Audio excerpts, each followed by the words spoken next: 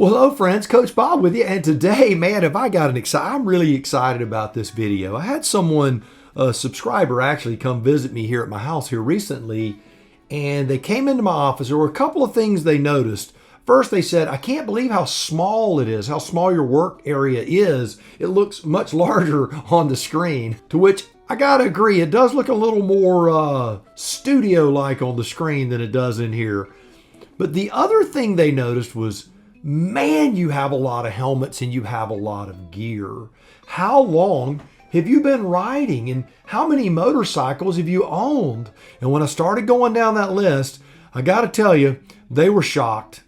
And I think I might have been a little bit shocked too. I come from way back. I remember as a boy riding in this. I remember riding on the back of my brother's little 175 when he would take me for a ride. And we didn't have a motorcycle helmet, so I wore this.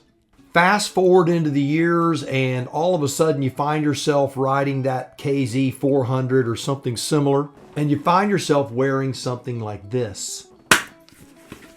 Yep, that with maybe a goggle or a sunglass, and that's what you wore. And your riding boots? Well, they probably looked something like this. Crazy. And then the Harley years. Yep, that. Man, not much to it. And there was a large part of the Harley years that simply were a beanie or that. Yeah, I wore with nothing. There were times when I was riding the Harley, this was all of my gear. I know you find that hard to believe. Yeah, I even had the riding chaps. I had the vest. I think I just got rid of some of that stuff here recently. I had my leather jacket, all that stuff. I've been riding a long time, and I've seen a lot of things come and go throughout the years. But when we started talking motorcycles, it goes way, way, way back. So grab yourself a cup of coffee. Let's talk about motorcycles. My passion, the motorcycles that I've owned. All right, well, before we get going, if you would give this video a thumbs up, subscribe to the channel, ring that notification bell, I sure would appreciate it. So 1974, I was 12 years old. Yeah, that's pretty old. I'm a geezer. But in 1974, I was 12 years old, and the motorcycle of my choice was the 1974 Honda Mini Trail Z50. And I'll be dropping pictures of these motorcycles in that I've found online, because I really don't have a lot of pictures of the motorcycles I've owned, quite honestly. You know how that goes. Maybe a Polaroid here or there. Yeah, that shows my age, doesn't it? But the Honda Mini Trail was actually a cool motorcycle, a lot of fun to ride. I remember running into a fence, and I had a scar there. It's pretty much gone away now, but I had a scar there where the top of the chain link fence, the little portion that had the little pointy end on it where I'd hit the fence, got thrown up and the fence dug into my arm. Nice. But the Honda Mini Trail was a 49cc engine, and it produced, you ready? 1.95 horsepower. Yeah, less than 2 horsepower. It had a top speed of about 25. And that's if you were super, super duper small, and I really wasn't that small. The Z50 was 115 pounds wet weight, ready to ride, full of gas, and it was 26.5 inches tall at its highest point. The wheelbase was only 43 inches. The bike was a load of fun. Now fast forward, all of a sudden you go from 12 and you're hitting the high school years. And if you were like me, around that 8th grade year, I probably grew 8 inches in height, 9 inches in height. It was crazy. All of a sudden, I found myself from being a boy to being 6 feet tall. It was crazy. But my next motorcycle was a 1976 KZ400. Yep, I was licensed. And let me tell you, you know how I got my license? In Georgia, they used to have your written test, and then you had a riding test. And they would ask you to have your motorcycle towed down there, or have someone that you know had an endorsement would ride the motorcycle down for you. Now, I didn't know this, so I decided I was going to take the test. So I got on my motorcycle, I grabbed my helmet, I rode down to the Georgia State Patrol office, and I took the written test, and I passed it. And the lady asked when I would like to take the riding portion of the exam. and when I could get my motorcycle down here. I said, well, it's out in the parking lot. And she goes, well, how did you get it down here? I said, well, I rode it down here. And she goes, you rode it down here? Well, where do you live? And I told her, I said, I live over on Deborah Drive on the other end of town. And she goes, did you ride down Ashley Street, which was the main thoroughfare in Valdosta at the time? And I said, well, yes, ma'am, I did. She goes, well, if you didn't get killed on Ashley Street, then you passed the riding portion of the exam. And I got my motorcycle endorsement. I've had my motorcycle endorsement ever since. Crazy, huh? But the 1976 Kawasaki KZ400 was 399 cc's and had 36 horsepower with a top speed of 92 miles an hour. Yep, that's all it would do. And I'm going to tell you, I felt like I was on board a rocket ship. So the next motorcycle was a 1977 KL250. For those who don't know, that's an enduro motorcycle. So I could do a little trail riding, I could do a little road riding. My parents really frowned at this. They thought that I was moving down from the KZ400, that it wasn't near as nice of a motorcycle, and it didn't look as solid and stable as the KZ400 was. And I gotta admit, they were probably right. For the road, the KZ400 was a much better ride. I will say I had a lot of fun on the KL250. It was a nice little motorcycle, 246 cc's, and it simply had 21 horsepower. So not a whole lot of horsepower, but it did get good gas mileage at around 78 miles per gallon. So fast forward, now I'm out of high school. It's time to start stepping the game up. So I bought me a 1976 Yamaha YZ400 bored out 40 over. This bike was the bike that almost killed me. The bike was a wheelie machine. Before it was bored out, was 397 cc's, air-cooled, two-stroke engine. Yeah, you had to mix the oil in the gasoline. I found myself on the ground. I bet you I looped that bike, wheelie looped it probably 20 times. I came off of jumps and hit trees. I mean, it was nuts. It was just, the bike was just a beast, an absolute beast. And I rode that thing all the time. I got hurt. I dislocated joints and was bruised up constantly from that motorcycle. I learned a lot on how to ride by learning not how to ride. But the YZ400 was a great machine. So next up, now I'm probably 20, 21, and I find myself wanting to get on the road again. So I bought me a 1978 GS750, a Suzuki. This motorcycle I bought secondhand. I felt like the bike was somewhat underpowered. Didn't realize why when I bought it. I think the guy who sold it to me saw me coming. I was inexperienced as far as looking at the mechanical side of things. He had cleaned things up, but it had a blown head gasket. I didn't know that. I started to see within a month oil seeping out of the head of it. Running down the side of that finned cylinder, started seeing this oil. Took it to a guy, said it has a blown head gasket, you could have a problem. I found a friend who knew how to work on motorcycles. He did stuff. He worked for the police department. He wasn't a real educated guy, but man, mechanically, the guy was a genius. So I went over to his house and we took the bike apart, and sure enough, the head was warped. He took the head down to a machine shop, shaved the head down a little bit, did a little polishing and port work, if you know what I mean. Got it all jam up and jelly tight, and when we got that bike back together, it was a different machine. Ran like a scalded dog. 63 horsepower and 44 foot-pounds of torque. So certainly not a crazy machine. Now the next bike was the first new bike I ever owned. This bike was a 1982 Yamaha SECA550. Now the SECA550 was to me the most beautiful bike ever created. I loved everything about it. The geometry, the power, the weight, the look, even the smell. When you rode it, it had a certain odor, the way the engine heated up, and it was just wonderful. Everything about that motorcycle was an exceptional experience. That's when I learned the value of a full face helmet. because I almost knocked my teeth out trying to learn to do wheelies on it, and the front end came up so rapidly from a standstill as I clutched up that the triple tree hit me in the face and broke the face shield on a helmet and busted my lip, and my face was all bloody. Fortunately, I didn't knock teeth out, but I learned at that point it's time for a full face helmet. Now, on the horsepower spectrum, it really wasn't a whole lot. It was only 50 brake horsepower, and it only had a top speed of 109 miles an hour, but it would get there like that. It was really an amazing little machine.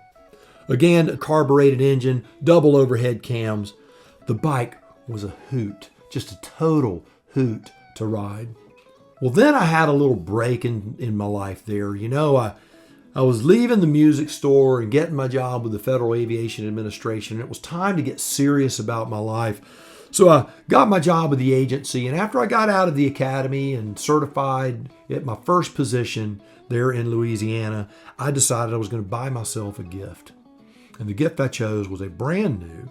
It was a 1-year-old in sense of model year. It was a new old stock. I do that a lot.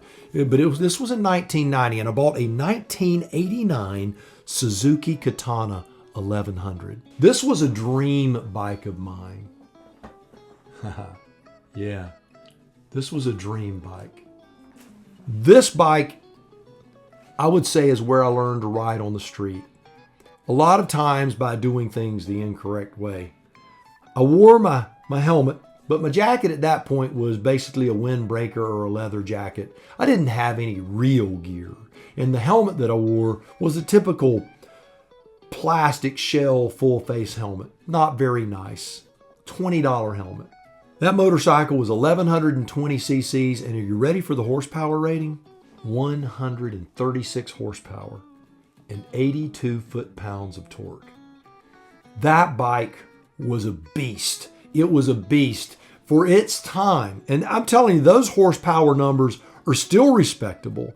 That motorcycle would absolutely fly, and I pushed it to its limit, and I pushed myself to my limit, and I flew everywhere that I went. I remember one morning going into work, and there was a road down near the airport where I would take that went by the mall. It was like 5 o'clock in the morning, and I wanted to see how fast I could go. I went under the overpass of the bridge. I downshifted into first, and I popped that clutch, did a nice little power-up wheelie that was maybe 3 inches off the ground, the perfect start, and I'm moving. And as I'm running up through the gears, I glance down at the speedometer. I'm at 136, and it's moving up. That's when I realized, don't look at the speedometer. Look where you're going. As soon as I came by the mall, I'm on the brakes. I make the turn to work. That's the fastest I've ever been on a motorcycle, was right there. I've done track days. I don't go that fast on the track. That bike was a beast. There was an on-ramp getting on the interstate where I lived, and as you would come around that corner, it had a little dip in the on-ramp, and I would swing around that curve, and I'd be knee out. I would scrape, and I'd see the sparks every night. When I'd get on the interstate coming home from work, I'd see those sparks just flaring out behind me, and I knew it was a successful entry to the interstate.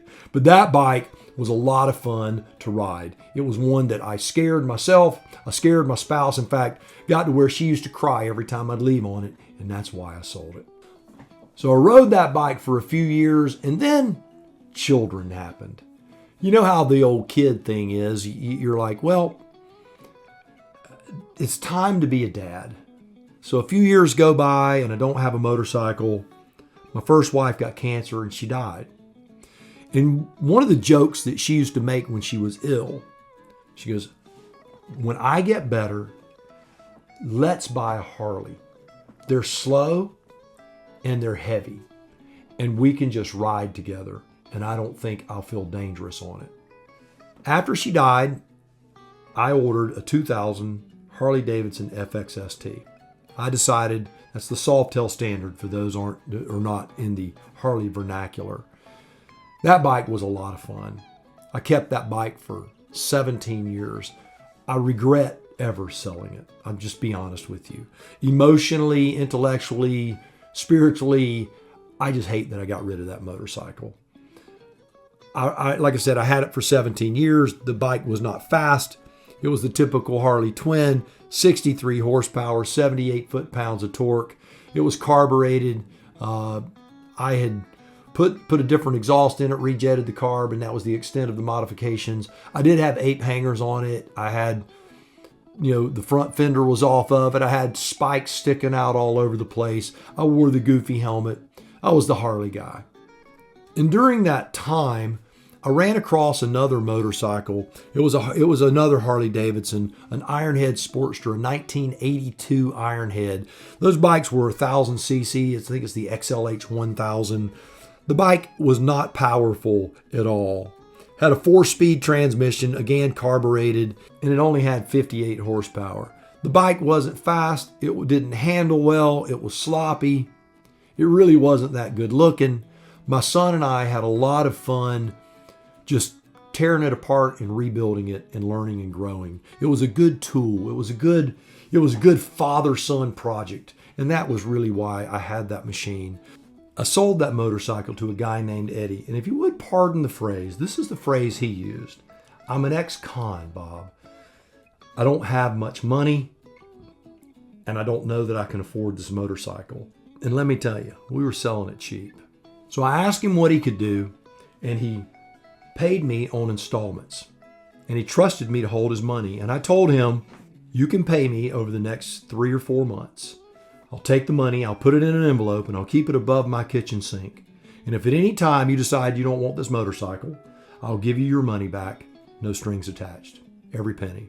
He ended up able to pay the motorcycle off early, and I rode it to his he had lived like in a camper trailer, and I rode it over there. And Vic went over there to give me a ride back. My son was with me. We walked inside of his little camper, and he was very, very thankful. And he said, I owe you, man. I'm like, you don't owe me anything, man. It's fine. And he gave me this. He said, this is the only thing I really have, Bob, that I could give you, because I made this in shop at prison. I've had this thing in my house for a long, long time. And every time I see this thing, I think of Eddie. Motorcycles bring people together. They really do. So the next motorcycle I owned was a 2000 Honda Shadow 1100. Yeah, the Honda Shadow 1100. The one that sounds like a lawnmower. The engine was underpowered and plippity-plop, sounded like a lawnmower to me. However, we had converted it to a trike for Coach Vic to ride. And it had a click thumb shift that we had put on there. The bike was perfect for her. However, she developed carpal tunnel in her hands, and I ended up selling it to a guy in Monticello. The story behind that. But the bike was a pig. It really was. But it was fun, and it was just a fun ride for her. And we used to go out and ride together. I'd be on my Harley, and she'd be on the trike, and it was a hoot. So remember I told you I sold my Harley in 2017. About a year after that, I wanted something different, and I wanted to ride. I wanted that riding experience again. And so I found a new old stock 2015 Triumph Speed Triple. Now the Triumph Speed Triple, again, I had some experience with. I had a good friend of mine that used to have one, and he would ride it to work, and he would let me take it out and ride it. The bike was amazing. The friendship is still amazing with this guy. The motorcycle was just this glue that helped bond our friendship. And it really was, because I was going through a hard time in my life when he bought that motorcycle, and he did so many little modifications to it. The bike was a wonderful bike. And so when I saw the Speed Triple, it brought back a lot of those feelings of that friendship and of that time in my life. And I was immediately in love with that motorcycle. I was afraid to buy it because I didn't want to make a bad decision. You've heard the story on how I bought it. I got a whale of a deal. It was new old stock. I got the bike for just a steal of a price. I still have it sitting in my garage right now. I still ride it. You know it lovingly as Oxford, the Beast. That motorcycle is a beast. 136 brake horsepower. It is a wheelie machine. It is a crazy fast, fun riding machine. Well, the next one I get is the one that you probably met me over. It's the one that shares the name of this shirt. And that is my CanAm Spider, my 2019 CanAm Spider RT. Not the Limited, just the RT. It doesn't have those fancy footboards. It just has motorcycle pegs, because I'm a motorcycle guy, and pegs are very comfortable to me. Could footboards be more comfortable? Maybe, but it's not a problem. I have the highway bars on them also. Has the heated grips, has cruise control, has an adjustable windshield, has more amenities than I ever imagined you could have on a motorcycle. I feel like I'm on a couch. I'm on a flying carpet. It really is that sweet. I love the CanAm Spider. It is a stress-free, smooth, exciting ride. I can't put in enough miles on it. I could ride that thing all the time. I really do love my CanAm Spider. You know, that odd three-wheeled motorcycle has drawn me and Coach Vic close together. We love each other even more. The trips that we've done, crossing the continent east to west, and then again north to south, it has just been phenomenal. We hope to put thousands and thousands and thousands of more miles on that CanAm Spider together, pulling our little Freedom trailer. The Spider is really a special machine. And then last but certainly not least, my 2019 Suzuki SV650X, the one we lovingly know as Haskell, because he brings out the bad boy in me. I want to be nice, but I'm like Eddie Haskell. Yes, Mrs. Cleaver. No, ma'am, Mrs. Cleaver. And then all of a sudden, June leaves the room, and I'm the bad boy talking to Wally. That's how it is. The bike is not super impressive at 645 cc's, and I believe it only has, if I'm not, let me look here. Yes, I am correct. I was going to say 72 horsepower, but it's actually only 71.6 horsepower. But the motorcycle is an absolute blast to ride. It doesn't take big horsepower to be fun to ride. Now, I know what you're saying. You're saying, Coach, that really isn't that many motorcycles. And I agree, because I definitely need to buy more. You know, I did own another couple. When the kids were small, we had my son, I think it was the TT90 with Yamaha, a little blue motorcycle that he had, and my daughter had the Raptor, the little blue four-wheeled 50cc Yamaha. It was wonderful. We would go out as a family. In fact, when we would go to campgrounds, I would put that in the back of the van so Coach Vic would not have to use her wheelchair to get around. She used the little 50cc Raptor and ride around the campground on that.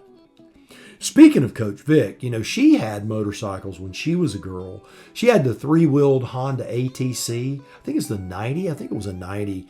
With the big balloon tires, you could do the wheelie. You know, the one the government shut down, they said was too dangerous. It was killing too many people. People were flipping on them and running over their legs and all that stuff with them. So, but she had an ATC, and as you know, she had a Honda Trail 70. That bike was awesome, awesome, awesome. But unless memory doesn't serve me, I would say that's every motorcycle I've had. You know, other motorcycles have been in my life through my brother and through friends, guys that I was really, really close to. And I love going to places like Barber Museum because I am truly emotionally attached to a lot of machines. And when I see those machines, as you've seen, I can get somewhat emotional when I think about them. My brother died when he was 49, not motorcycle related. And when I see certain motorcycles, the old CL175, the old CB400, they just bring me to a place where I see him. I remember one day when my brother was coming home from a football practice, and we had a ditch. The road was higher than our yard, and the ditch sloped down. And I remember, if you remember the poofy sleeve shirts, like the pirate shirt, my brother coming home after a football practice and coming into that ditch, and that front tire coming up off the ground as he wheelied down the side of that ditch with that white shirt. And my brother had this olive complexion. He had dark hair and dark skin, and he was just so handsome just riding up to the house. And I thought, man, you just can't be any cooler than that. That's what motorcycles do. They take me to a place, they take me to a feeling, and they remind me of the people I love in a lifetime that has been an honor. All right. Well, there you have it. A lot of motorcycles, a lot of stories. a lot of fun. Do me a favor if you would, give this video a thumbs up, share it with your friends, subscribe to the channel, help this channel grow. Help it grow because we sure could use it. All right, until next time, you go out, buy the motorcycle of your dreams, eat right, take care of yourself, and remember, if you're not having fun, you're doing it wrong. Now you go seize the day, and I will see you on the road real soon. And you never know, it could be on a new motorcycle.